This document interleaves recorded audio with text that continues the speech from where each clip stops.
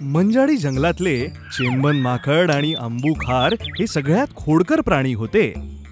एकदा ते जंगलातून जात असताना, चेंबा बघ, तू बघितलंस का? हे मादी कावळ्याचं घरटं आहे ना रे अंबू? हो, मादी कावळा आणि कोकिळा ते एक दुसऱ्याच्या छान मैत्रिणी आहेत. ओ असं का? केव्हापासून? चेंबा, तू या जंगलात नाही राहत का? सगळ्यांना ह्या बाबतीत माहिती आहे. जर असं असेल तर काहीतरी करायला हवं. तर चल, एक मार्ग आहे. त्या खोडकर प्राण्यांनी कावळ्याच्या घरट्यातली अंडी झाडाच्या डोलीत लपवली. आता बघ कशी मजा येते. चल, त्या मादी कावळ्याच्या घरट्याकडे जाऊया. खरंय अंबू, चल निघूया. अंबू आणि चेंबन मादी कावळ्याच्या घरट्यापर्यंत पोचल्यानंतर एका झाडामागे लपून बसले. अगदी थोड्याच वेळात मादी कावळा तिथे येऊन पोचते. चेंबा, मादी कावळा ह्याच दिशेने येतेय. आता काहीतरी गंमत होईल. तिकडे पहा, मादी कावळा घरट्यात घुसलीये. अरे, माझे अंडे! माझ्या घरट्यात कोण आलं होतं? कोण आलं होतं? कोणी चोरले अंडे माझे? संधीचा फायदा घेत आपले दोन्ही खोडकर प्राणी झाडाच्या मागून बाहेर निघतात आणि मादी कावळ्याला म्हणतात, अगं माहितीये का, आम्ही दोघांनी मिळून त्या कोकिळेला घरट्यात शिरताना बघितलं. हो हो, मी कोकिळेवर विश्वास ठेवला, तिने मला फसवलं. तिचा हा उद्धटपणा मी आजच संपवणार आहे. आजचा दिवस खरंच चांगला आहे. चल बघूया कशी मजा येते ते. नाहीतर आपण भांडण लावूया. चल लवकर जाऊया.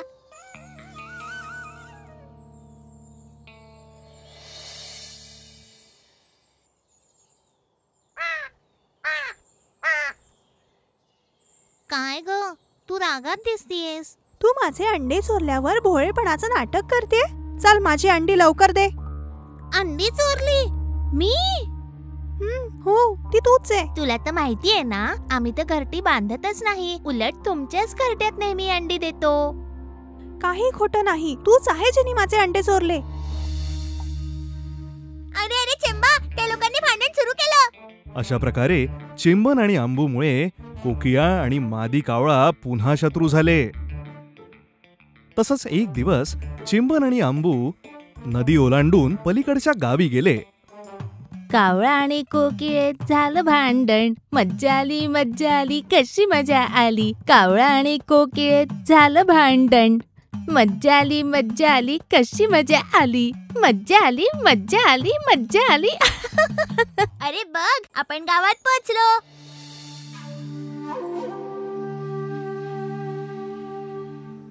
आता कुठे गाणं जमलं होतं. गावाची सुंदरता न्याहाळत ते जसे चालत होते तसं समोरच्या घरात त्यांना एक पक्ष्यांचा पिंजरा दिसला. त्यात एक पिकलेला आंबा होता.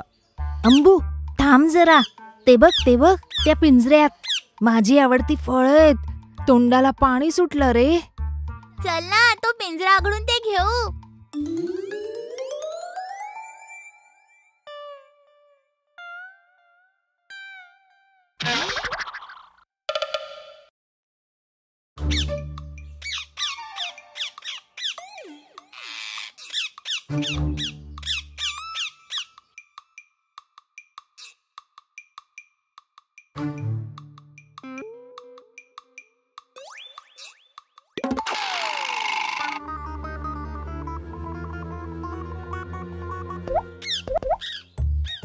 चेंबनच्या मदतीने स्वतंत्र झालेले पोपट चेंबन आणि अंबूच्या मागे मागे उडत गेले.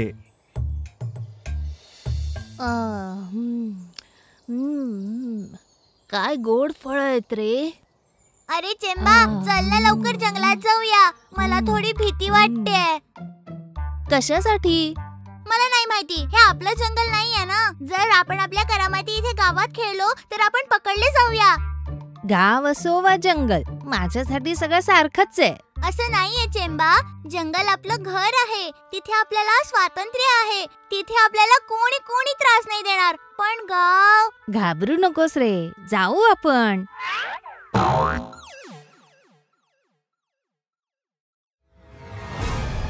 अरे अरे, आम्ही अडकलो.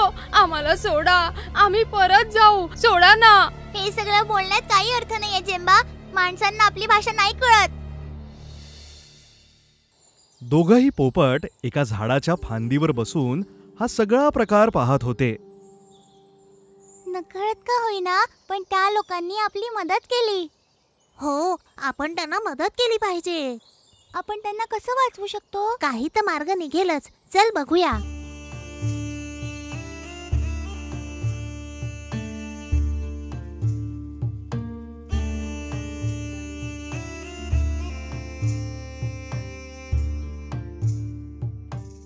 मादी कावळा, आमची मदत कर. आमचे मित्र खूप मोठ्या संकटात सापडले.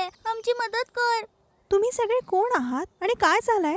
एका माणसाने आमचे मित्र माकड आणि खारीला पिंजऱ्यात पकडलं आहे. आमची मदत करा. तुम्ही काळजी करू नका, आपण त्यांना वाचवू. ते कुठल्या दिशेने गेले आहे? आमच्या मागे मागे या.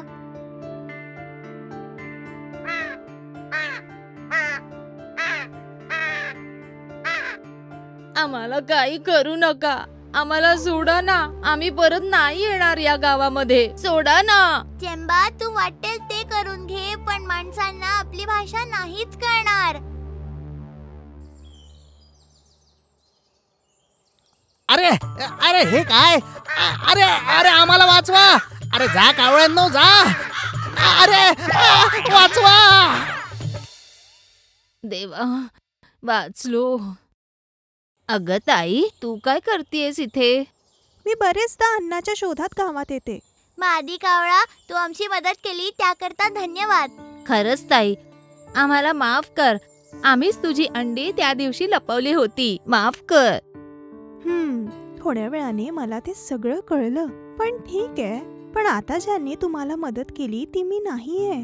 कोणी मदत केली ग? त्या पोपटांनी. आम्ही दोघी त्या पिंजऱ्यात बंद होतो, जो तुम्ही उघडला. तुम्हीच लोकांनी आमचा जीव वाचवला ना. अशाच पद्धतीने आम्ही त्याची परतफेड केली पाहिजे ना. आम्ही खूप चुका केल्यात. आम्हाला माफ करा. हा सगळा आमच्याच निष्काळजीपणाचा निकाल आहे. आम्ही यापुढे कधीच त्रास नाही देणार. अशा प्रकारे मादी कावळा आणि पोपटांना धन्यवाद देत चिंबन आणि आंबू जंगलात परत आले. परत येताना चिंबन चोरलेली टोपी परत करायला अजिबात विसरला नाही.